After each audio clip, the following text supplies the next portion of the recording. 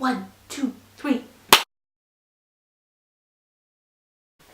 Howdy guys, how you doing? I'm so excited to be filming this review for you guys, and I'm going to be reviewing a book, and this book is definitely in my top 3 favourite books that I've ever read in my whole entire life, and it is by the author, one and only, John Green, and it is called Paper Towns. So Paper Towns was released in 2008 and I fell in love with it when I started reading it. So when I first started reading this book, honestly, I didn't think I was going to like it because the first kind of section of the book's just a bit weird and quirky. But then I kept reading it and I honestly fell in love, and now it's one of my favorites. So the genre of this book, John Green and all the websites and all the other reviews say mystery, and I do agree with that, but I'm going to also add in mystery and love and teenage drama because it is literally a massive soup of all of those mixed together. To do a summary of the book, I would probably do a really bad job at it, so I am going to read the back of the book, the little blurb thingy. So this is what it says. Quentin Jacobson, or Q to his friends, is 18 and has always loved the beautiful, edgy Margot Ross Spiegelman. 9 years ago, they discovered a dead body together, but now at their Central Florida high school, Q's a nerd while Margot is uber cool. One night before graduating, Q is basking in the predictable boringness of his life when Margot persuades him to join her in some midnight mayhem and vengeance, and then vanishes. While her family shrugs off this latest disappearance, Q follows Margot's string of elaborate clues, including an unnerving poem about death. Q's friends Radar, Ben and Lacey help with the search, and a post for a website turns up. Margot will be in a certain location for the next 24 hours only. They drive through the night, racing the clock. Is Q ready for what he might find? So that pretty much sums it up. So yeah, a bunch of teenagers having fun and trying to find their friend, and it's super adventurous and super mysterious. So the main character of this book, like it says on the back, is Quentin, or Q for short. That's what pretty much all throughout the book it says. And my personal thoughts on Quentin, or Q, whatever you want to call him, is that he is funny. He's really nice, and he's kind of like that guy in the corner. You know, when you watch a movie and there's always the loner guy in the corner, that's Quentin.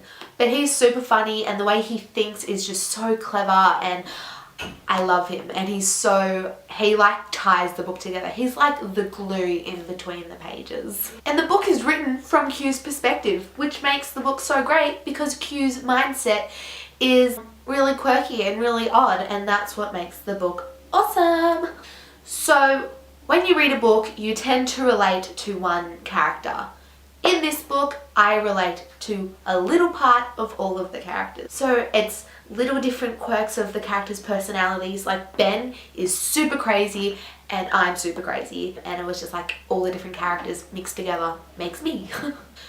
So the problems and the teenagers in this book are actually kind of relatable, and they're believable too, because they're not out of this world problems that would never happen, but they're not just average kind of things. They are relatable problems, and that's what kept me reading in this book, because I always wanted to see what happened next, because you kind of wonder whether the same thing that happens to them would happen to you.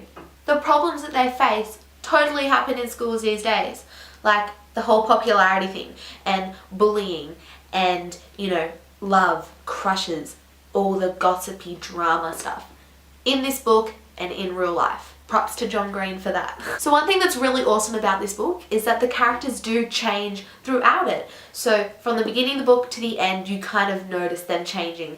Q changes, and Ben changes, and Lacey and Radar and Margot, of course. Seriously, you gotta read it. So I think it's really important that when you read a book, you kind of get something out of it. And I didn't really learn a massive life lesson from this book, but I learned something that, I could kind of apply to my life, which is a little bit of care goes a long way. And the reason why I got that is that when Margot goes missing in the book, Ben and Lacey and Radar and Q all show a little bit of care, and all of that mixed together goes a long way. And so yeah, lesson learned, little bit of care goes a long way. And It's kind of like an important lesson. So now it's time to the favourite section and favourite quote of the book. Now I must warn you, my favourite quote has nothing at all to do with the storyline, so there's definitely no spoilers. It's right at the beginning of the book, so it is set when Margot and Q are having a little conversation, and it starts off with Margot saying, oh, I'll tell you when my favourite quote comes up, by the way. I'll just read from the top of the page that it's on. Well, she's not known for her personality or generosity of spirit, so it's probably because she's hot. She's not as hot as you, I said being Quentin, before I could think better of it. And here it is, my favourite quote. Get ready. That's always seemed so ridiculous to me. The people would want to be around someone because they're pretty. It's like picking your breakfast cereals based on colour instead of taste. Margot Roth Spiegelman, what a smart little cookie. My expectations for this book, when I first heard about it, were totally different to what the book actually was. John Green said that he'd never written mystery before, but he wanted to, and so he wrote this. And so I was expecting it to be a murder mystery, kind of like CSI, Castle, Bones sort of thing. And it wasn't that. It was totally different, and I was really surprised and really happy with how it turned out to be. And yeah, it's a really cool kind of mystery. My favourite part of the book is definitely the first kind of section where Q and Margot are on their little night vengeance, revenge road trip. My least favourite part of the book was definitely the ending. I did not like it. It just ends and there was no closure. I hate it when there isn't closure in a book. I have to know what happens after the ending. My thoughts on the cover of the book.